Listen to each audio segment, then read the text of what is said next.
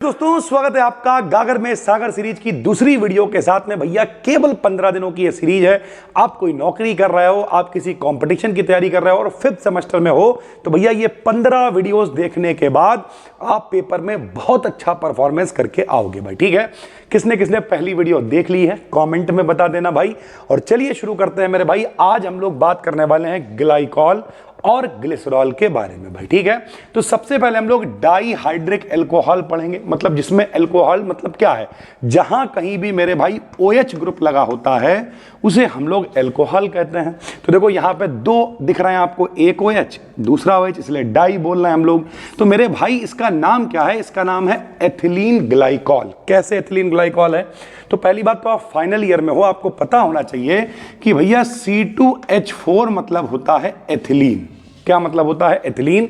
अगर हम इसका स्ट्रक्चर बनाएं तो बनता है CH2 डबल बॉन्ड CH2 मेरे भाई, ये एथिलीन है। ठीक है, अगर हमें इसमें कुछ जोड़ना है तो भैया हम क्या करेंगे, ये वाला बॉन्ड तोड़ देंगे। जब ये वाला बॉन्ड टूटेगा तो एक जगह इनके पास खाली होगी, OH जुड़ जाएगा, एक जगह इनके पास खाली होगी, OH जुड़ जाएगा। तो इस तरीके से एथिलीन ग्लाइकॉल बन जाएगा भाई। ठीक है, तो एथिलीन ग्लाइकॉल क्या है, क्या इसकी प्रॉपर्टीज हैं, कैसे बनता है, पेपर में ये खूब आता है। और ये नहीं आएगा तो ग्लिसरॉल पेपर में जरूर आएगा। दोनों आज की ही वीडियो में हम लोग कवर कर रहे हैं भाई। ठीक, कैसे प्रिपेयर करोगे, तो पहला कर सकते हो from hydrolysis of ethylene bromide. सबको पता है भाई कि एथिलीन ब्रोमाइड का फार्मूला क्या हो जाएगा, बताओ। अभी आपको बताया कि भैया एथिलीन मतलब CH2 दोनों भैया बॉन्ड तोड़ के Br लगा देंगे तो एथिलीन ब्रोमाइड कहलाएगा। इसकी हम कराएंगे हाइड्रोलिसिस यानी जल से क्रिया, और साथ में लेंगे सोडियम कार्बोनेट। जब रिएक्शन होगी भाई तो ये इनके पास जो OH होगा, ठीक है भैया, OH जो इनके पास होगा, यहां भी OH और यहां भी OH आके जुड़ जाएगा, एथिलीन ग्लाइकॉल बन जाएगा। 2 Na2Br के साथ 2NaBr बना लेंगे और Na2CO3 NaHCO3 यानी सोडियम बाइकार्बोनेट में बदल जाएगा। ओवरऑल यहां से एथिलीन ब्रोमाइड से दोनों Br हटेंगे और इनकी जगह पे दोनों OH आके जुड़ जाएंगे और इस तरीके से एथिलीन ग्लाइकॉल बनेगा भाई। ठीक है, जरूरी नहीं है आप सारी प्रिपरेशन तैयार करो, लेकिन हाँ हम आपको सजेस्ट करेंगे कम से कम 1 या 2 प्रिपरेशन आपकी जरूर तैयार होनी चाहिए भैया। ठीक है, फ्रॉम हाइड्रोलिसिस ऑफ क्लोरोहाइड्रिन। क्लोरोहाइड्रिन की हाइड्रोलिसिस से भी हम लोग इसे बना सकते हैं भैया। तो क्लोरो मतलब क्या है, क्लोरो मतलब एक Cl लगा हुआ है, OH मतलब हाइड्रिन लगा हुआ है भाई। ठीक, हाइड्रोक्साइड ग्रुप लगा हुआ है, तो क्लोरीन और हाइड्रोक्साइड दोनों है, इसलिए इसका नाम है क्लोरोहाइड्रिन। सेम कहानी NaHCO3 से रिएक्शन कराएंगे सोडियम बाइकार्बोनेट से, ये Cl हटेगा, OH आके जुड़ेगा, बनेगा NaCl और कार्बन डाइऑक्साइड अलग हो जाएगी। तो ये भी एक तरीका है। या फिर from hydrolysis of oxirane. Oxirane क्या है भाई, तो देखो CH2 और यहां पर O जब लगा हुआ है इसे ऑक्सीरेन बोलते हैं। जब इसे भैया गर्म करेंगे 60 डिग्री सेंटीग्रेड पर, मतलब H+ का मतलब क्या है, अम्लीय माध्यम में, तो भैया क्या होगा, H आके इनसे जुड़ेगा और ये बनाएंगे CH2OH। ठीक है, सीधी सीधी बात है भैया, 2 H ले लो तो सीधी सी बात क्या हो जाएगी। अच्छा, हाइड्रोलिसिस करा रहे हैं भाई। ठीक, तो हाइड्रोलिसिस का मतलब क्या होगा, H2O की उपस्थिति में कराएंगे तो भैया क्या होगा, देखो एक OH यहां से तो ये बन जाएगा OH और एक H यहां आके जुड़ जाएगा, तो इस तरीके से CH2OH बन जाएगा भैया। ठीक है, चलो, तो इस तरीके से आप ऑक्सीरेन की हाइड्रोलिसिस से भी बना सकते हो। अच्छा, जो लोग भी यूट्यूब पे फ्री सीरीज देख रहे हो तो भैया फ्री डिस्क्रिप्शन में फ्री टेलीग्राम चैनल का लिंक है, BDKDN BSU से क्लिक करके ज्वाइन कर लो। जब ये PDF शेयर होगी तो ये वीडियो लिंक वहां पे शेयर कर दिया जाएगा, सारी PDF आपको मिलती रहेंगी भाई। ठीक है, प्रॉपर्टीज की बात करें तो भैया नंबर 1, इसका आप ऑक्सीकरण करा सकते हो। सर जी ऑक्सीकरण क्या होता है, तो ऑक्सीजन जुड़े या कोई ऑक्सीजन जैसा माइनस जुड़े तो उसे ऑक्सीकरण कहते हैं भाई। जैसे CH2OH CH2H एथिलीन ग्लाइकॉल है, जब इसका ऑक्सीकरण कराएंगे तो मेरे भाई देखो CH2OH नीचे तो ऐसे ही रहेगा, ऊपर बचा क्या, देखो H2O यहां से अगर हम अलग निकाल दें तो ऑक्सीकरण का मतलब क्या है, एक ऑक्सीजन आके इनसे जुड़ेगा तो CH और एक ऑक्सीजन जुड़ेगा तो ऊपर बन जाएगा CH। ठीक, H2O यहां से निकल जाएगा। इसका नाम क्या है, इसका नाम है ग्लाइकोलिक एल्डिहाइड, क्योंकि ये ग्लाइकॉल था, CHO माने एल्डिहाइड ग्रुप इसमें जुड़ा है, बना है, तो ये ग्लाइकोलिक एल्डिहाइड कहलाएगा। फिर ये बदल जाएगा मेरे भाई, ऐसे ही एक और कहानी होगी, फिर ऑक्सीकरण कराएंगे तो H2O फिर निकलेगा, O यहां जुड़ेगा तो CHO इसका नाम ग्लाइऑक्सल कहलाएगा। फिर अगर इसका ऑक्सीकरण आप करा दोगे तो COOH भी बन सकता है। तो एक बार कराओगे मेरे भाई, ज्यादा ध्यान से समझना। यहां देखो, मान लिया जैसे आपने इससे ये बनाया, ठीक। अब अगर आप ऑक्सीकरण कराओ यहां, तो ऊपर COOH हो जाएगा, नीचे CH2OH ही रहेगा, तो ये बन जाएगा। और अगर यहां कराओगे तो H2O हटेगा, तो CHO, तो फिर CHO बन जाएगा। तो दोनों कंडीशनें हैं, डिपेंड करेगा ऑक्सीजन कहां जुड़ रहा है। तो ग्लाइऑक्सिल भी बन सकता है, ग्लाइकोलिक एसिड भी बन सकता है भाई, ठीक है। और ये दोनों ही कन्वर्ट हो जाएंगे लास्ट में ग्लाइऑक्सैलिक एसिड में, यानी COOH CHO में मेरे भाई, ठीक है। तो इस तरीके से चीजें चलती हैं। और सबसे लास्ट में जब दोबारा से ऑक्सीकरण होगा तो एक बार फिर यहां पे O आके जुड़ेगा, तो बन जाएगा COOH, जिसका नाम है ऑक्सैलिक एसिड C2H2O4 मेरे भाई, ठीक है। ओवरऑल जो इसका ऑक्सीकरण हो रहा है भैया, क्या हो रहा है, ऑक्सीजन जुड़ रहा है, H2O हटा, ऑक्सीजन जुड़ गया, H2O हटा, ऑक्सीजन जुड़ गया, CHO बन गया। फिर ऑक्सीकरण कराया तो ऊपर COOH हो गया, नीचे CHO रह गया। फिर ऑक्सीकरण कराया तो ऊपर भी COOH, नीचे भी COOH। इस तरीके से ये बन जाएगा मेरे भाई, ठीक है। रिएक्शन विद HiO4, यानी चाहे आप लेड एसीटेट से रिएक्शन कराओ या HiO4 से रिएक्शन कराओ, क्या होगा भाई। तो जब हम लोग इसकी रिएक्शन कराएंगे तो देखो एथिलीन ग्लाइकॉल है, रिएक्शन कराएंगे, ये इंटरमीडिएट यानी अनस्टेबल यौगिक बनेगा। इससे H2O अलग हो जाएगा मेरे भाई, चाहे ऐसे देख लो, H2O अलग, बचेगा क्या मेरे पास बचेगा HCHO, जिसका नाम होगा फॉर्मल्डिहाइड। यानी इसकी जब भी कभी हम HiO4 या फिर लेड एसीटेट की उपस्थिति में रिएक्शन कराएंगे तो फॉर्मल्डिहाइड बनेगा मेरे भाई, ठीक है।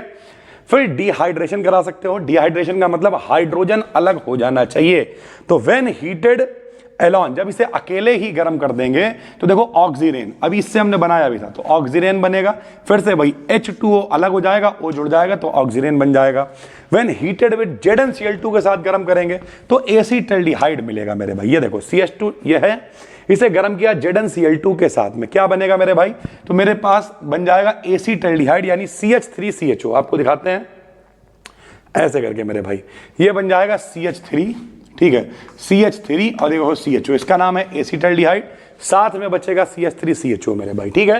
तो इस तरीके की चीजें रहेंगी। उसके बाद अगर हम लोग बात करें when heated with conc H2SO4, जब सल्फ्यूरिक एसिड के साथ में गर्म करेंगे तब क्या बनेगा, तो डाईऑक्सेन बनेगा। डाईऑक्सेन कैसे बनेगा, CH2OH CH2H ethylene glycol, CH2OH CH2H ethylene glycol, यहां से H2O निकलेगा, बीच में एक एक O बचेगा। ये जो O बचा हुआ, दो मतलब क्या होता है, डाई, तो डाईऑक्सेन ये बन जाएगा भाई, ठीक है। जब इसे H3PO4 यानी ऑर्थोफॉस्फोरिक एसिड के साथ गर्म करेंगे तो एथिलीन बनेगी मेरे भाई, ठीक है, डाई एथिलीन बनेगी। ये देखो CH2OH, फिर वैसे ही गर्म करा है, फिर वैसे ही H2O यानी पानी अलग हो जाएगा, और जब पानी अलग हो जाएगा तो ये बन जाएगा डाई एथिलीन ग्लाइकॉल मेरे भाई, ठीक है। तो इस तरीके के डाई एथिलीन ग्लाइकॉल बन जाएगा भैया, ठीक। उसके बाद रिएक्शन विद HCl से रिएक्शन करा लो तो एक बार OH हटेगा, Cl आएगा, एक बार और कराओगे फिर OH हटेगा, फिर Cl आएगा, और नाम हो जाएगा एथिलीन डाइक्लोराइड भाई, ठीक है। HI से रिएक्शन करा सकते हो, OH हटेगा, I आएगा, OH हटेगा, I आएगा, ये I भी हटा दोगे तो फिर से क्या बन जाएगा, CH2 यानी एक अनस्टेबल कंपाउंड यानी एथिलीन बन जाएगी भाई, ठीक है। इसकी PCl5 PCl3 PBr3 PBr5 से रिएक्शन कराओगे तो क्या होगा, OH हटेगा, उसकी जगह पे I आ जाएगा या Br आ जाएगा, जिससे भी रिएक्शन कराओगे। तो इस तरीके से मेरे भाई जो एथिलीन ग्लाइकॉल है वो एथिलीन ब्रोमाइड में कन्वर्ट हो जाएगा मेरे भाई, ठीक है। वो तो था डबल वाला, ये है ट्रिपल वाला ग्लिसरॉल। ग्लिसरॉल का फॉर्मूला क्या होता है, ग्लिसरॉल का फॉर्मूला ये लिखा हुआ है मेरे भाई, CH2OH single bond CHOH single bond CH2H। Most important reaction है, साबुनीकरण क्रिया इसे हम लोग कहते हैं। ऑयल या फैट यानी तेल या बसा की एल्केलाइन मतलब क्षारीय जल अपघटन कराने पर साबुन और ग्लिसरॉल प्राप्त होता है। इस रिएक्शन को साबुनीकरण कहते हैं भाई, ठीक। ये जो फार्मूला लिखा हुआ है जरा देखो मेरे भाई, ये जो फार्मूला लिखा हुआ है CH2OCOC17H35, CHO मतलब बीच में CH है, बाकी पूरा सब सेम ही लिखा हुआ है। CH2OCOC17 ये तेल या बसा का फार्मूला है। NaOH से क्रिया कराएंगे हाइड्रोलिसिस, तो बनेगा क्या भाई, तो भैया देखो सबके पास एक एक H आके जुड़ जाएगा, तो ये इधर वाला हिस्सा तो हो जाएगा अलग, CH2OH CHOH CH2H अलग हो गया, ठीक। बचेगा क्या, C17H35 3, COO3 और Na बचेगा, इसका नाम है साबुन। और ये जो इधर वाला हिस्सा बचा है ये है ग्लिसरॉल। इस क्रिया को हम लोग कहते हैं साबुनीकरण की क्रिया भाई, ठीक है। Isolation of glycerol from spent lye, खूब पूछता है पेपर में, ग्लिसरॉल को स्पेंट लाई से अलग कैसे करते हैं भाई। तो सोप माने साबुन, साबुन को हम फिल्टर करेंगे, जो लिक्विड मेरे पास बचेगा उसे ही हम स्पेंट लाई कहेंगे। इसमें 6% के करीब ग्लिसरॉल होगा, जिन्हें हम विधियों लगा के अलग कर लेंगे। जो भी हमने छान के अलग करा है उसे एक बड़े से टैंक में डाल देंगे, कुछ समय के लिए छोड़ देंगे। जितनी भी अशुद्धियां होंगी वो धीरे धीरे भीगती हुई भारी होकर नीचे बैठ जाएंगी। छान कर हम लोग इसे अलग कर लेंगे। जब अलग करेंगे तो इसमें फिर HCl मिलाएंगे, HCl मिलाएंगे, जिससे जितने भी एल्कली NaCl में कन्वर्ट हो जाएंगे। एल्कली मतलब जो भी क्षारीय पदार्थ होंगे, सोडियम वगैरह होंगे, वो सब NaCl बना के कन्वर्ट हो जाएंगे। फिर जो विलयन बचेगा उसे फिटकरी से ट्रीट कराएंगे, जिससे जितनी भी मेरे भाई सोडियम का साबुन, अनस्टेबल एल्यूमिनियम सोप है, में कन्वर्ट हो जाएगा, जिसे हम लोग छानकर अलग कर लेंगे। यानी यहां तक भैया क्या करा, जो भी अशुद्धियां NaCl में कन्वर्ट कर लिया। फिर ये NaCl में कन्वर्ट है तो अब ये सॉल्युबल है, NaCl पानी में घुल जाता है, तो अब उसे हम इनसॉल्युबल काहे में, अनसॉल्युबल या इनसॉल्युबल एल्यूमिनियम साबुन में कन्वर्ट कर लेंगे। उसे हम छान के अलग कर लेंगे। विलयन का बाष्पीकरण यानी अंधाधुंध गर्म करेंगे, गर्म करेंगे, NaCl अलग हो जाएगा। सोल्यूशन को क्लोरल के द्वारा ट्रीट कराएंगे। जब चारकोल के द्वारा ट्रीट कराएंगे, चारकोल समझते हो क्या होता है? चारकोल होता है भैया जो नारियल का ऊपर का इंतजाम होता है, जो कवर बोलते हैं जिसे हम लोग, नहीं मजबूत सा जो कवर होता है उसका, उसे अगर आप जलाओगे मेरे भाई तो जलाने पे जो प्राप्त होता है काला काला, वो चारकोल होता है।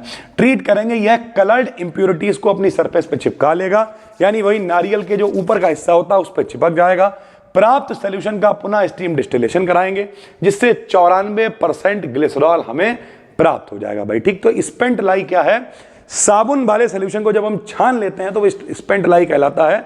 उसमें लगभग 6% ग्लिसरॉल होता है। उसे अलग अलग तरीके से, कभी HCl से ट्रीट किया, ठीक, अलग अलग तरीके से ट्रीट करके लास्ट में चारकोल की मदद से स्टीम डिस्टिलेशन यानी भाप आसवन कराकर हमें 94% ग्लिसरॉल मिल जाता है भाई, ठीक है।